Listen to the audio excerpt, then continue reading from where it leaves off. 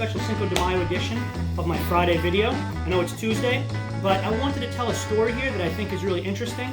Has to do with U.S. history, has to do with the Civil War, has to do with the history of Cinco de Mayo, and a surprising connection there that not too many people know about. I'm also going to be making authentic Mexican tacos. Not to say that I don't mess with the standard, American taco kit. We also do that. But here I just wanted to make something a little more in the realm of what you would get if you went to a real Mexican restaurant. In New York, we have quite a few of them. What I'm going to do for my classic or authentic Mexican taco, I'm going to use corn tortillas. I'm going to use some of the chicken from my chicken video, my Friday video. Now, even though this was a different recipe, once we take the skin off and we strip this chicken down, I'm going to refry it on the pan, add some seasoning, and it'll just be like a marinated chicken. It's going to be great. A little red onion. I got avocado. Now, you could go to the guacamole video. You can make guac if you want, but I'm just going to chop this up for on top. A little radish. I'm going to chop up. Cilantro, of course. You always have to have the cilantro. I have cotija cheese, crumbled Mexican cheese, and I was really surprised to see this at my local supermarket. I was going specifically for this one, and they had it, so that's great. Lime, as always, and I'm going to chop up a little of this habanero. If you have jalapeno, that too. Now, this is sort of like an addition. You don't need this for the taco I'm making today, but just to add that little bit of spice. On a note about peppers, the smaller the pepper, the hotter the pepper. That's why those big bell peppers don't have a lot of heat to them. Jalapeno is a little hotter. This tiny little guy, super hot. So just be really careful. If you can, when you're chopping something like this, or a jalapeno, you really want to use gloves or wash your hands right after. Make sure you don't touch your face, your eyes. It'll turn into a really bad day quick. For my seasoning, for the chicken that I'm going to use in the tacos, I'm going to fry it on the pan. I'll add a little oil, and I'm going to use a little cumin, a little garlic powder, Mexican chili powder, and of course, salt and pepper. Just a little bit, nothing crazy on that. And all right, so first I got all my ingredients laid out. I'm going to cut this guy last, just because I said, I don't really want to get it all over my hands, and then I got my hands I got to do other things with. So I'm going to put him on the side for now. Pretty safe like this, but once you pop that open, that juice in the seeds is called capsaicin, and that's what really is going to hit your tongue. So careful. We'll go with the onion. Now, I used to work in Mexican restaurant. I told you guys, a place named Chevy's, and we had a big Cinco de Mayo bash at the place every year. Now, that's common in the United States. What's not common is Cinco de Mayo being celebrated in that way in Mexico. So what is Cinco de Mayo? Well, what Cinco de Mayo is not is Mexican Independence Day. What Cinco de Mayo is the celebration of a battle at a place called Puebla on the East Coast. It's the celebration of the victory of the Battle of Puebla. The battle was between the Mexican army and the French.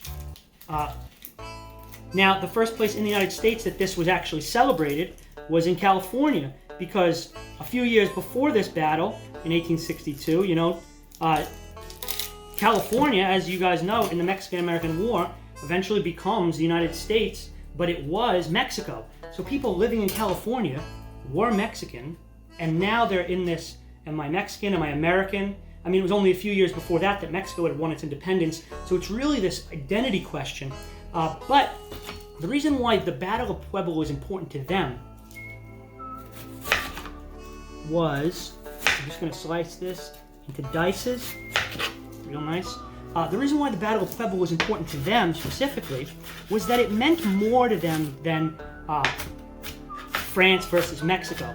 You see, the reason why the Mexican-American War happened has to go back to the Texas Revolution, when Southern slave owners kept infringing further and further into Mexican territory. They applied for like what we would call visas, like to move into Mexican territory and to stay. And Mexico said yes, but there were some conditions. You had to convert to Catholicism, you had to become Mexican, and you couldn't bring slaves. Mexico was very against slavery, and they had outlawed it. The problem was the Texans didn't listen. They didn't convert to Catholicism. They didn't become Mexican, and they brought their slaves with them. And even if the first Texans didn't break all the rules, the thing was there was nobody really there to enforce the rules. So once a few bad apples moved in, a whole lot did, and they brought their slaves with them. So to Mexicans in what is now California, the Civil War to them meant the spread of slavery possibly down into their country. You know, fighting Texas was one thing, but the United States was torn on the issue of slavery. If the Confederacy won the Civil War, they would have a slave state, by state I mean country, right on their border. And the problem with the Civil War was the first few years, it was anybody's game. First year or so, the North lost every battle. It was looking dismal for the North. Lincoln did not have a lot of support. The issue of what he was doing and why he was fighting this war was still on the table, and it was very tricky. It wasn't really clear up to that point who was going to win the Civil War. So the European powers, England and France, they didn't jump in just yet. You don't want to bet on the losing horse. And when the South starts winning, the French are really friendly with them. I mean, you got to think about the South had all the raw materials, all the natural resources, and they were an economic powerhouse on not just in North America, but on the world stage. So by supporting them, that would give them a boost. And Napoleon III, in charge of France at the time, had kind of the idea in his head of supporting them. So Mexico owes France money. France decides to go and collect. They invade Puebla. The Mexicans put up this battle, and they beat the French, one of the biggest armies in the world, at Puebla. And effectively what they do is they hold off the French from invading Mexico, maybe taking over Mexico City and putting in a French governor in charge of the whole thing. And then France would have jumped in on the side of the Confederacy, giving them guns and money, effectively turning it into maybe a proxy war between France and England. France jumps in on the side of the South, England jumps in on the side of the North, and this war that was like by a shoestring, you know what I mean, like neck and neck, would have turned it into an all-out, blown out of proportions conflict on par with something maybe like Vietnam, 100 years later. Make sure you heat up your cast iron skillet. It takes a long time to heat up, and you want to get it really hot before you start cooking. So I'm just going to peel the skin off of one of these chickens, and I'm going to shred it with 2 forks, and throw it in here with some oil.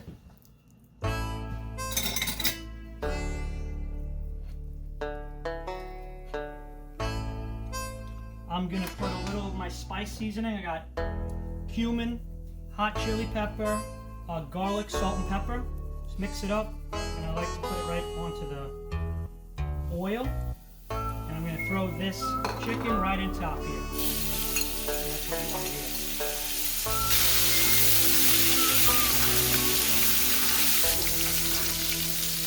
All right.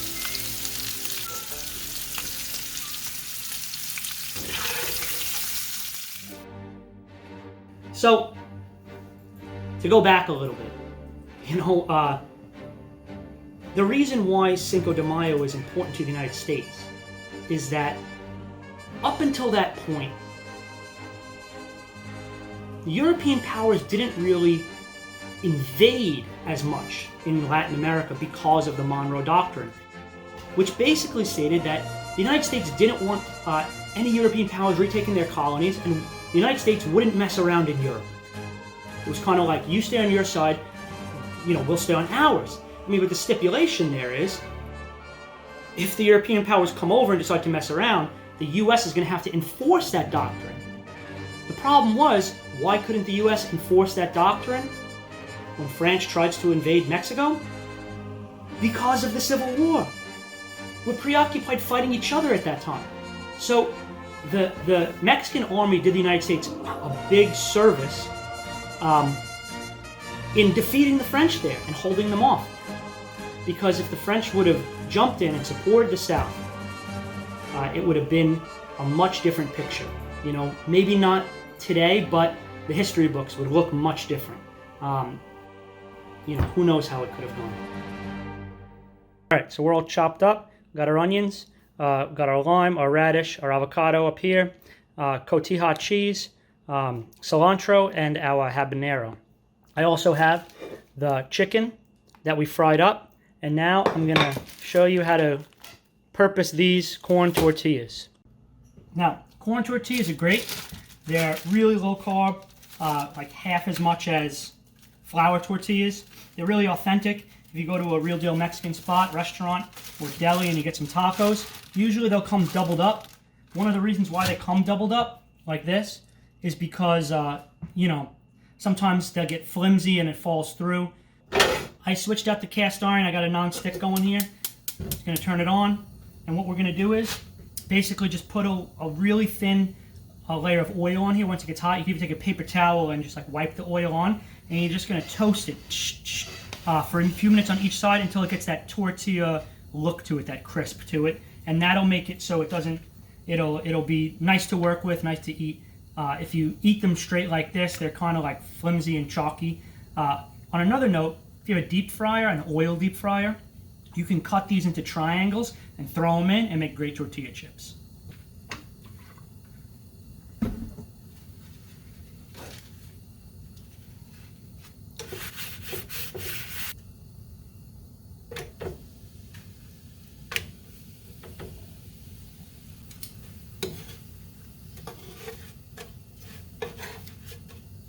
Carefully take them off. You see that? You don't want to go too long because, like I said, these will turn into tortilla chips. This is also how you make hard corn tortillas. You know, like hard shell. You know, like these guys. You could buy an adapter or figure something out, and you could deep fry these, and they become hard shell tortilla. But this is the more authentic way here. So we got our 2 corn tortillas here. We're going to start with a little of that chicken on each. I'm trying to be mindful that I'm going to fold this up, so I try to keep it in the diagonal as much as possible. You could do steak, you could do ground beef, but I kind of like it with the chicken. Do that raw red onion right on top of there, cilantro. With a spoon and not with my hands, I'm going to put some of the habanero on there, real careful.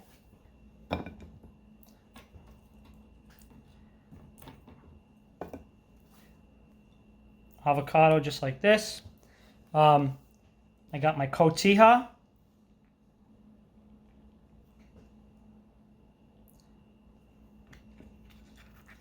You know, and that's basically it. That's your authentic Mexican taco. The radishes I usually put on the side, and then if people want them, they can eat them, you know, at their discretion. Same thing with the lime. I'm going to squeeze the lime all over this. I'm going to throw the radishes in. Depending on how intense those habaneros are, I'll probably also do a little hot sauce. All right, so thanks for watching. Remember, not Mexican Independence Day. That's in September. Cinco de Mayo is a celebration of the Battle of Puebla. Really important victory for the Mexican army over the French. Really important victory for the Mexican people at that time, because it was a moral victory of, you know, basically like states that supported slavery getting defeated by states that were against slavery. It's a victory for the United States because it held off the French for a few more years until we won the war and we can come back to strength. And the first place it was celebrated in the United States was in California, in the western states, because there were a lot of Mexican Americans there, you know, that lived there and saw this as a moral victory.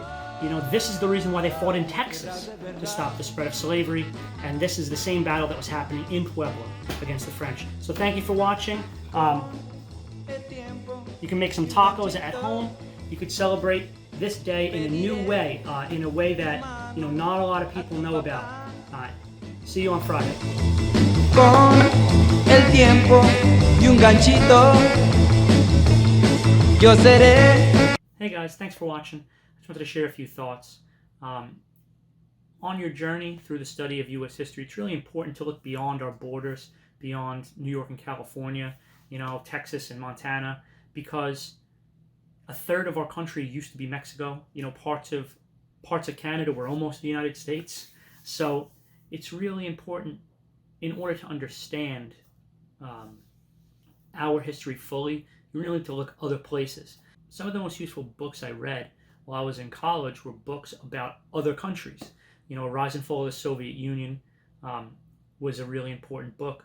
Short History of World War II, which mostly took the European perspective, is really important. And it does add a richness and an understanding and a nuance to the story. And that's what you always want to try to do.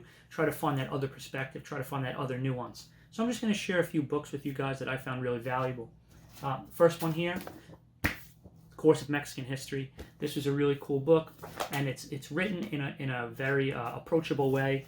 There's the print and the pictures are laid out in a way that you could just snap through this and look for different time periods and different topics that you're trying to brush up on or look at for the first time, and you can find all the stories that I talked about in this book. Another one a little more in depth is called The Mexican Reader. This one is a really good book. This one takes a really deep dive, and if you want to understand the politics, the culture of the Mexican people, the country of Mexico, and the identity of Mexican, what that means as it's developing. I'm not indigenous, but I'm not Spanish. I'm not American, I'm not Texan. And if you look at the Texas Revolution, and if you look at the record and what people wrote as their ethnicity or their nationality, it's all over the place. It's not Mexican and American. It's like, Texan, Navajo, Cherokee, Spanish, French, all kinds of different things that people wrote down, and these things don't cut two ways. You know what I mean? It's a really complicated, really in-depth history. If you want to take a dive into a cultural history like this, Mexico Reader. I haven't really explored our cousins to the north as much as I should, but I do have Canadian History for Dummies, so this is something that I'm looking forward to getting into. Some of the things that I picked out of here already, again, adds perspective, really adds flavor to the story. That the author so far is saying something like, it wasn't 13 colonies in the Revolution. There were many more colonies. The 13 were just the 13 that decided to join. There were colonies to the north that said, I'm not getting involved in this. So that is a perspective that is important. It's going to be important to your understanding.